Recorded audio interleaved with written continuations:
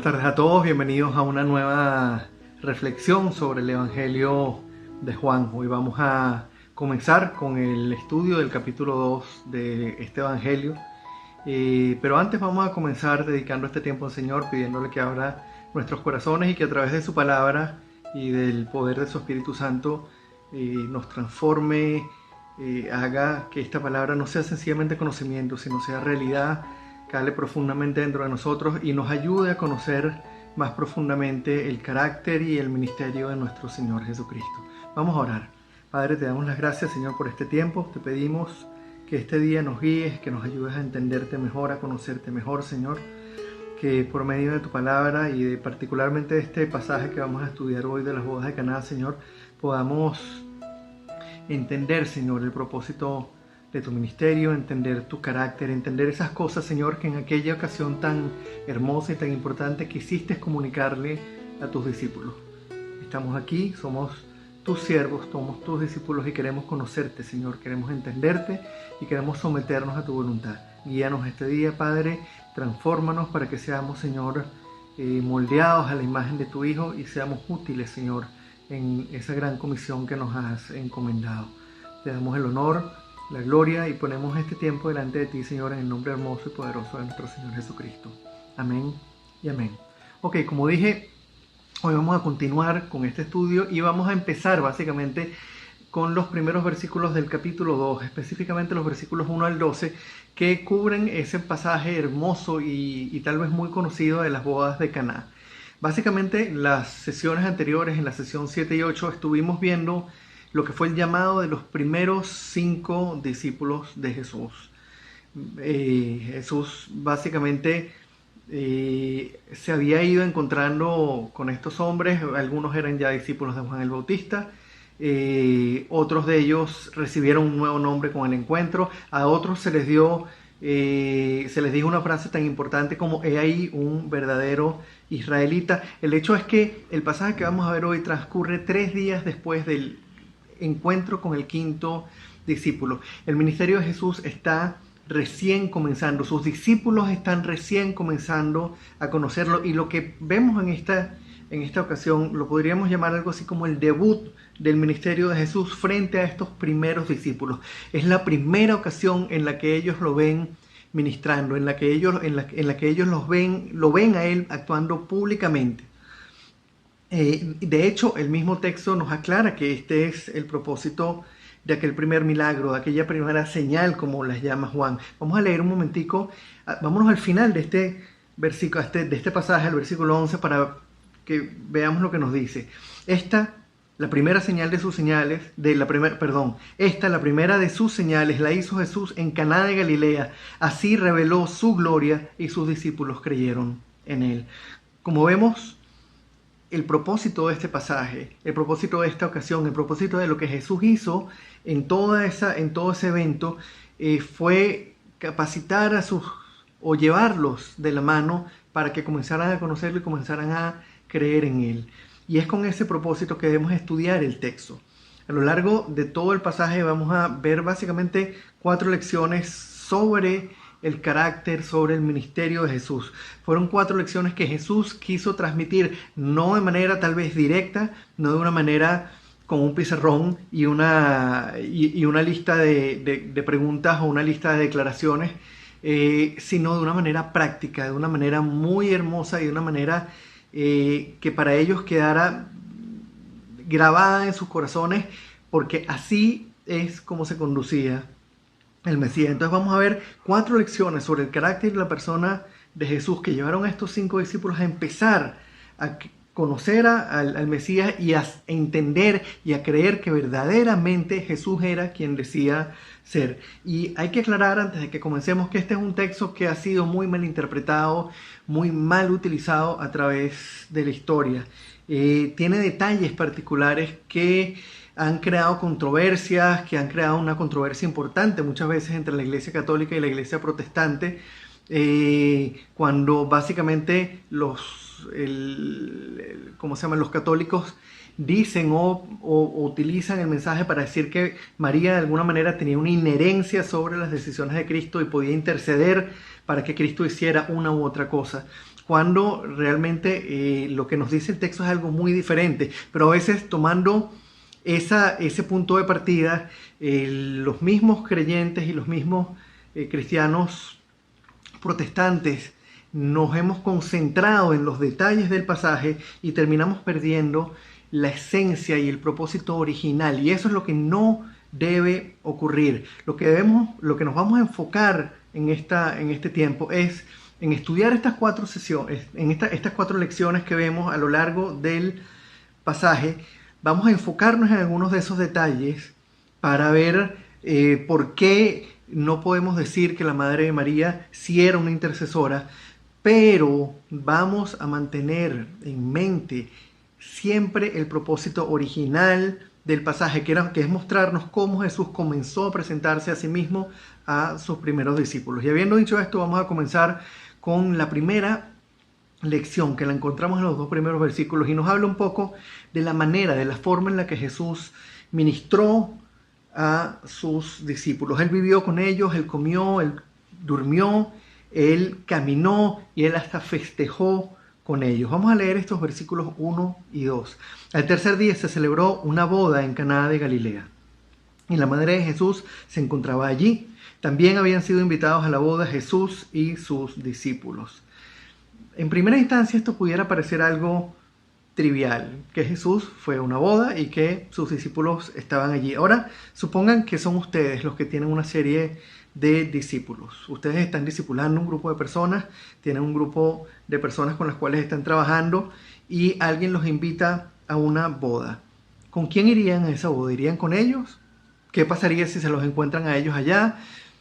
Ustedes dejarían el tiempo de discipulado para las horas formales de clase con las cuales se reúnen en un salón con ellos. ¿Cómo aprovecharían ese tiempo? ¿Qué harían durante el festejo? ¿Qué tipo de cosas conversarían con ellos? Probablemente para nosotros y para nuestro concepto occidental contemporáneo, el discipulado es algo que se hace en un aula.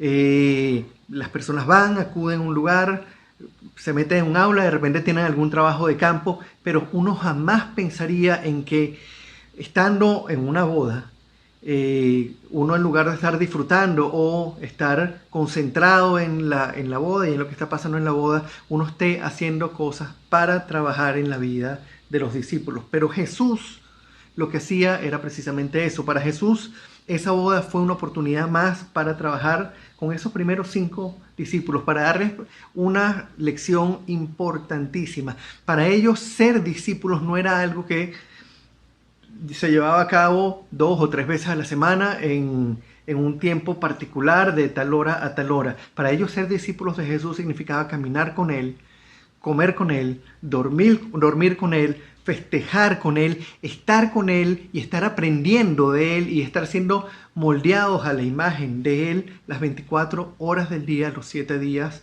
de la semana. Y pensando en esto, vamos a ir a la segunda lección, que la encontramos en los versículos 3 al 5, y nos habla de cómo, aunque el ministerio de Jesús estaba recién comenzando, la hora final ya estaba señalada, y en este caso Él lo anuncia de alguna manera. Vamos a leer estos versículos del 3 al 5. Cuando el vino se acabó, la madre de Jesús le dijo: ya no tienen vino. Mujer, ¿eso qué tiene que ver conmigo?, respondió Jesús. Todavía no ha llegado mi hora. Su madre dijo a los sirvientes: hagan lo que Él les ordene. Son muchas las personas las que han interpretado la respuesta de Jesús a su madre como una negativa. Ese fue mi caso. Recuerdo que las primeras veces que leí este texto me llamó la atención la manera ruda tal vez en la que Jesús estaba contestando, y me parecía un poco incoherente porque si Jesús estaba respondiendo de manera negativa, su madre inmediatamente respondía pidiéndole a los sirvientes que fuesen e hicieran lo que Jesús les estaba pidiendo. Y tenemos que entender básicamente que cuando tomamos este texto, el primer elemento que nosotros debemos comprender es que las palabras de Jesús y las frases específicas que él está diciendo acá no necesariamente tienen el significado que uno en nuestra cultura contemporánea y de acuerdo a nuestro conocimiento y sacando este texto de su contexto original pudiéramos darle. Vamos a ver primero esa frase que dice todavía no ha llegado mi hora, que para muchas personas significa que todavía no había llegado el tiempo de Jesús de hacer su primer milagro, que todavía el tiempo de iniciar su ministerio no había comenzado. Yo recuerdo cuando leí por primera vez este pasaje, eso fue lo que interpreté, eso fue lo que entendí, que todavía la hora de Jesús de iniciar su ministerio no había comenzado. Sin embargo, vamos a leer otros versículos que están más adelante en el Evangelio de Juan para ver qué nos dice o qué podemos aprender del resto del Evangelio sobre a qué se refería Jesús con esa frase, aún no ha llegado mi hora. Fíjense lo que dice Juan 12 en el versículo 23. Ha llegado la hora en que el Hijo del Hombre sea glorificado. Después en ese mismo capítulo 12, en el versículo 27.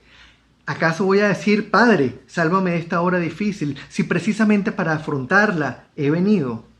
Fíjense ahora en el capítulo 13, versículo 1. Jesús sabía que le había llegado la hora de abandonar este mundo para volver al Padre.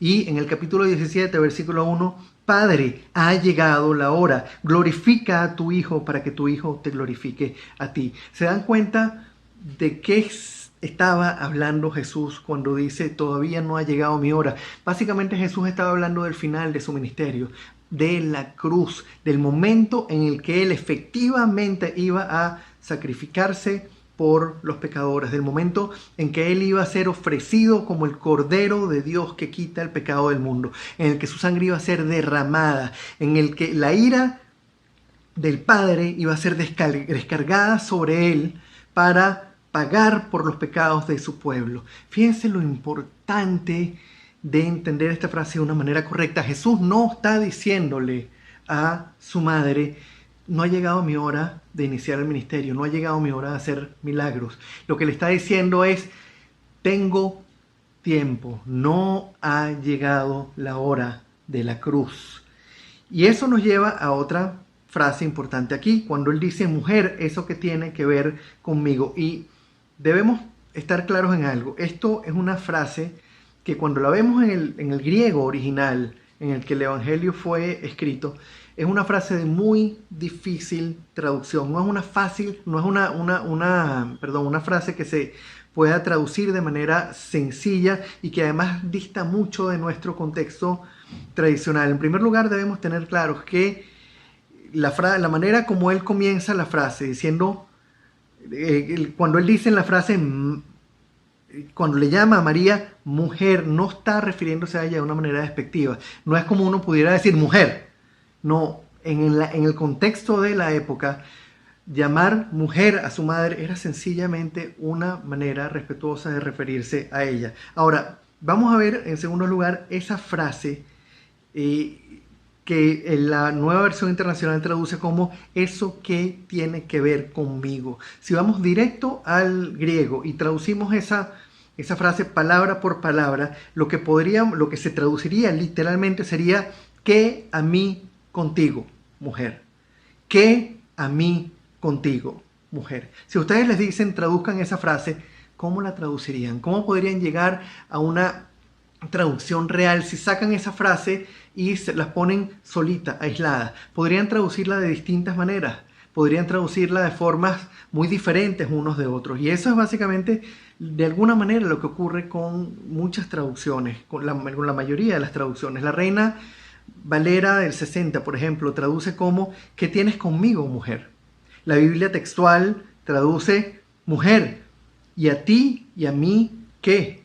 La Nueva Versión Internacional traduce es mujer, eso que tiene que ver conmigo. Fíjense cómo son de diferentes estas tres traducciones. El hecho es que en el contexto del siglo original pudiéramos pensar, y es muy posible que esta frase fuese un modismo.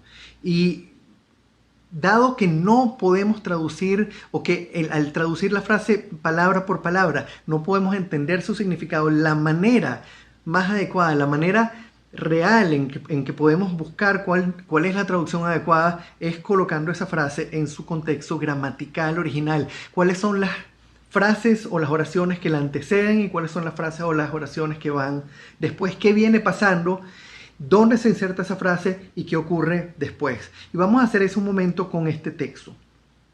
Si nosotros leemos como está en la Nueva Versión Internacional, mujer, ¿eso qué tiene que ver conmigo? Todavía no ha llegado mi hora. Y pensamos que Jesús está negando a la petición de María y la leemos con un sentido negativo. Vamos a ponerle ese sentido negativo incluso en la entonación. Mujer, ¿y eso qué tiene que ver conmigo? Todavía no ha llegado mi hora. Pensemos que Jesús se estaba negando. Si él se estaba negando, entonces la respuesta de su madre a los sirvientes no tendría mucho sentido. Déjenme leerlas con la entonación. Mujer, ¿y eso qué tiene que ver conmigo? Todavía no ha llegado mi hora. Y María contesta, hagan lo que él les dice. Se dan cuenta que ahí hay una incoherencia.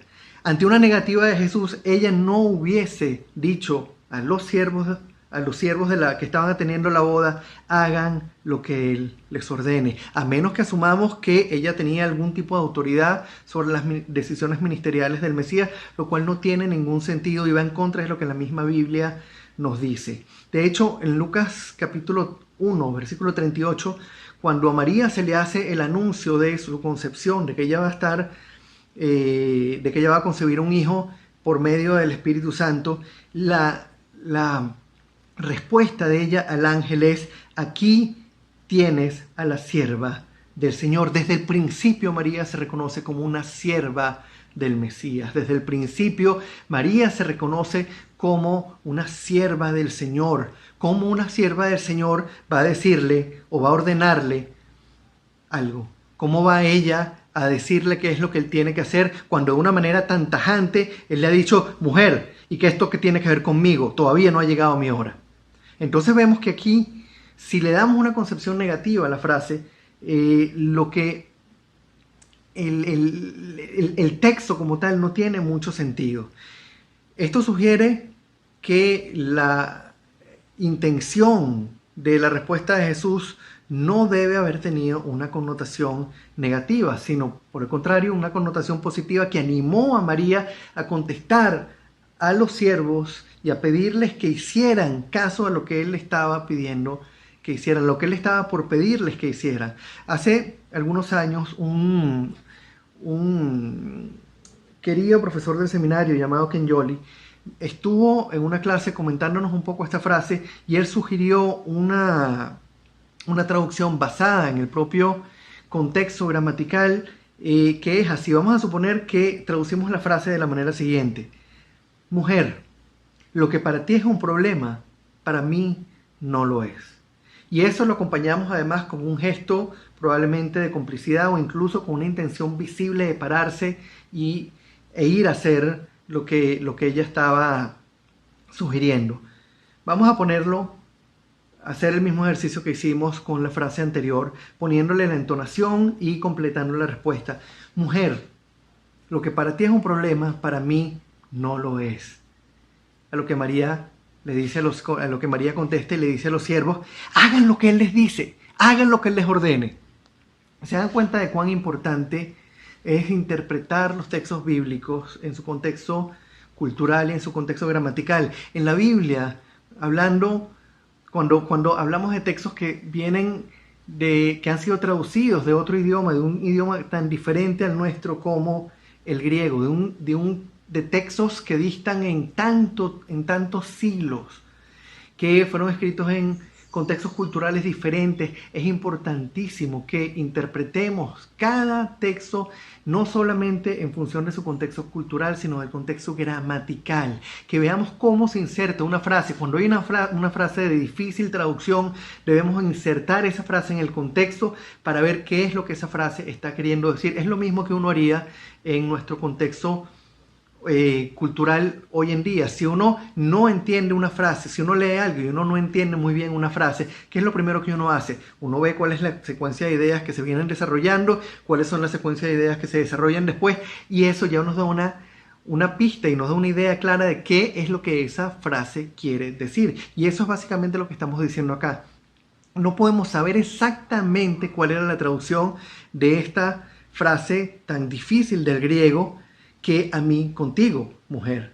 pero sí podemos inferir que tenía una connotación positiva, que llevó a la madre de Jesús a decirle a los siervos que hicieran lo que él estaba por ordenarles.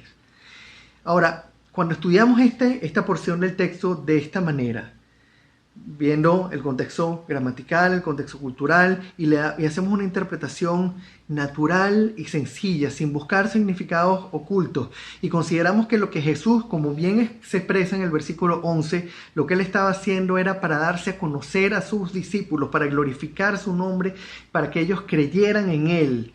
Lo que vemos en esta primera sección es un anuncio anticipado de que su ministerio tenía una dirección y un final ya definido. Aquí lo más importante, en esta frase lo más importante, no es el mujer, aún no ha llegado, el mujer que a ti, que a mí. Lo importante aquí es, aún no ha llegado mi hora.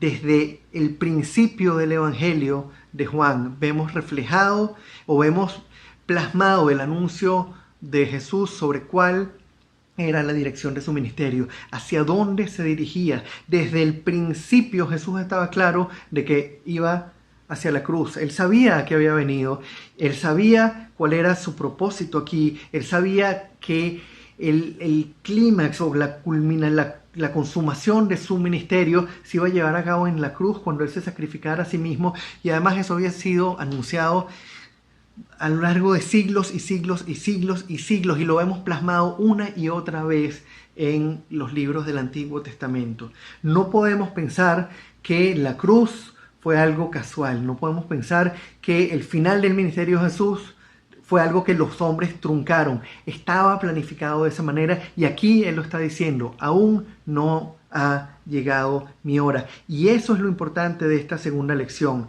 entender que el ministerio, aunque recién comenzaba, ya tenía un final definido, un final que ya estaba predeterminado, no solo desde el inicio del ministerio, sino desde la eternidad. Y había sido anunciado a lo largo de todo el Antiguo Testamento, y ahora estaba siendo anunciado en boca del mismo Jesús. Aún no ha llegado mi hora. Vamos ahora a la tercera lección, que nos habla, está en los versículos 6 y 7, y nos habla un poco de la poca importancia que Jesús prestaba a los rituales humanos de purificación. Fíjense lo que dicen los versículos 6 y 7. Había allí 6 tinajas de piedra de las que usan los judíos en sus ceremonias de purificación. En cada una cabían unos 100 litros. Jesús dijo a los sirvientes, llenen de agua las tinajas, y los sirvientes las llenaron hasta el borde.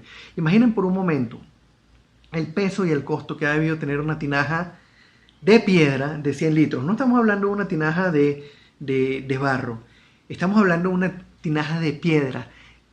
Para tener una tinaja de piedra hay que tallarla, hay que extraer todo y lograr que algo que era una piedra sólida se convierta en una piedra hueca, en una tinaja de piedra, que además le quepan unos 100 litros. Eso es una cantidad enorme. Cualquiera que ha cargado aquí en Venezuela un botellón de agua, esos botellones tienen 20 litros apenas. Imagínense una tinaja de piedra donde puedan caber 5 botellones de agua. Lo que eso debía costar, lo difícil que debía ser obtenerlo. Y además tenían un uso exclusivo. No eran tinajas cualquiera, eran tinajas que se utilizaban para las ceremonias de purificación y no podían ser utilizadas para otra cosa. El utilizarlas para algo más significaba perder la tinaja, significaba hacer que la tinaja ya no fuera apta para la ceremonia. Ahora, imagínense lo que han debido pensar estos discípulos al ver lo que Jesús estaba haciendo con esas tinajas. Cuando estos rituales de purificación eran algo tan serio para los judíos, cuando representaban algo tan importante en su vida, y Jesús está tomando estas tinajas que eran para la purificación y las está llenando de vino. Tal vez el mensaje no era verbal, pero el mensaje de lo que él estaba haciendo ha tenido que llegar directo a la mente y al corazón de sus discípulos. ¿Por qué el Mesías está tomando estas tinajas para esto? Fíjense lo importante de la lección. Vamos ahora a la cuarta lección, que está en los versículos 8 al 10, y que nos habla de cuál era el propósito del corazón de Jesús. ¿Qué es lo que había en el corazón de Jesús? Él no estaba buscando llamar la atención para sí. De hecho, él no se llevó el crédito por convertir el agua en vino. Quien se llevó el crédito fue el novio. Vamos a leer los versículos 8 al 10.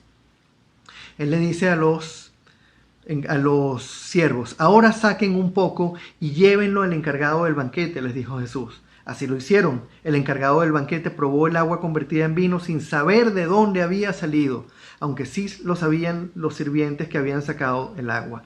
Entonces Jesús llamó aparte al novio y le dijo: todos sirven primero el mejor vino, y cuando los invitados ya han bebido mucho, entonces sirven el más barato. Pero tú has guardado el mejor vino hasta ahora.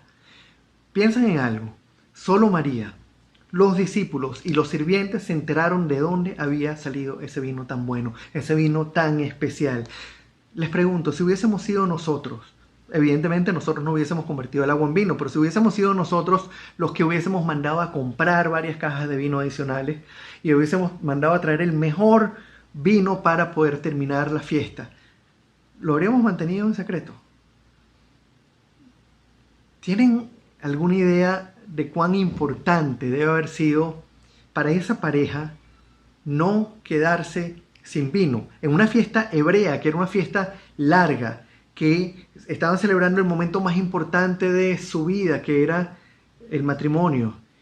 Quedarse sin vino hubiese sido una marca, algo que los iba a acompañar y de lo que se iban a acordar el resto de la vida. Los vecinos se iban a acordar, iban a probablemente burlarse, iban a criticar. Eso no hubiese sido algo que iba a pasar por debajo de la mesa, era algo que iba a impactar la vida de esta gente. Jesús convierte el agua en vino y quien se lleva el crédito es el novio. Esa fiesta probablemente fue memorable por ese vino. Esa fiesta probablemente estuvo en la memoria de muchas personas a causa de ese vino tan especial que se sirvió al final. Y Jesús no se llevó el crédito. Ahora, aunque de nuevo no es una lección escrita, ¿qué pueden haber pensado los discípulos? ¿Qué pueden haber estado esperando ellos cuando viene el encargado del banquete y prueba el vino? Y ellos están esperando que ahora el Mesías diga: esto lo hice yo. Y todo el mundo festeje y todo el mundo le dé la gloria a Jesús. Y se quedan esperando, y se quedan esperando, y se quedan esperando, y eso no ocurre. En lugar de darse el crédito para sí mismo, en lugar de buscar beneficio para sí, Jesús estaba buscando un beneficio para otro. Su corazón estaba puesto en que esta pareja disfrutara de un matrimonio feliz, disfrutara de un festejo, de una fiesta que llegara hasta su culminación de una buena manera. Hermanos, como hemos visto hoy, aún en medio de una fiesta, aún en medio de un festejo, Jesús estaba comenzándole a mostrar a sus discípulos 4 aspectos muy importantes sobre su persona y sobre su ministerio. Por un lado, que ellos serían sus discípulos y aprenderían de él en todo momento y en toda ocasión. No solamente unas horitas a la semana, no solamente cuando tuvieran un encuentro con Jesús en un lugar determinado, en el templo o en el campo o donde fuese, sino 24 horas al día. Al desayunar, al almorzar, al caminar, al recorrer los campos, al estar en un festejo, al estar en un funeral. El lugar donde ellos estuviesen con Jesús iba a ser el lugar donde iban a estar siendo entrenados por Él, donde iban a estar siendo discipulados por el Mesías. La segunda lección, que su obra aquí en la tierra tenía un final determinado, un final que ya estaba definido de antemano, y aunque ellos no lo entendían en el momento, lo iban a entender después, lo iban a ir entendiendo a lo largo de todo el proceso y de todos los 3 años que vivieron con Él. En tercer lugar, que todos esos rituales inventados por hombres para acercarse a Dios, para purificarse, tenían a Jesús sin cuidado, y que ninguno de esos rituales formaban parte de lo que Él había venido a hacer. Él había venido a ofrecer el único camino de redención. Él había venido a ofrecer el único medio por el cual el hombre puede ser reconciliado con Dios. Él había venido no a lavarnos con agua, sino a lavarnos con su sangre, a ofrecer su propia sangre como pago por nuestros pecados. Esos rituales humanos lo tenían a Él totalmente sin cuidado. Y en cuarto lugar, que su corazón no estaba puesto en su propio bienestar. Jesús no estaba buscando estar cómodo, Jesús no estaba buscando estar bien él.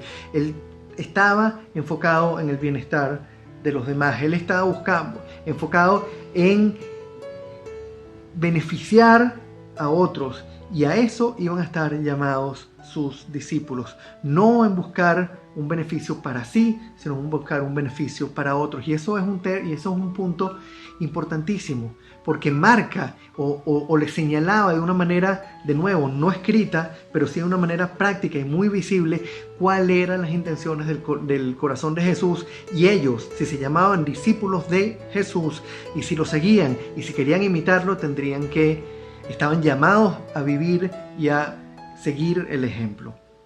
Hoy quisiera invitarlos a que meditemos en este pasaje y a que nos tomemos el tiempo para reflexionar sobre cuál es el concepto que nosotros tenemos sobre el ministerio, sobre la persona de Jesús, basada en estas 4 lecciones que hemos visto hoy. Vamos a tomar nuevamente el pasaje durante la semana. Vamos a reflexionar nuevamente sobre este pasaje y vamos a evaluar nuestro concepto de Jesús a la luz de estas lecciones. Y hagámonos 4 preguntas. Tomemos esta semana para meditar en estas 4 preguntas. ¿Somos nosotros discípulos de Jesús 24 horas al día, 7 días a la semana? ¿O somos discípulos de Él solamente cuando vamos a la iglesia el domingo, o cuando nos reunimos para hacer un estudio bíblico, o cuando estamos reunidos con un grupo de cristianos? ¿Cuándo somos discípulos de Jesús? ¿De raticos en la semana o 24 horas al día, 7 días a la semana? En segundo lugar, tenemos siempre presente la cruz como la consumación del ministerio de Cristo.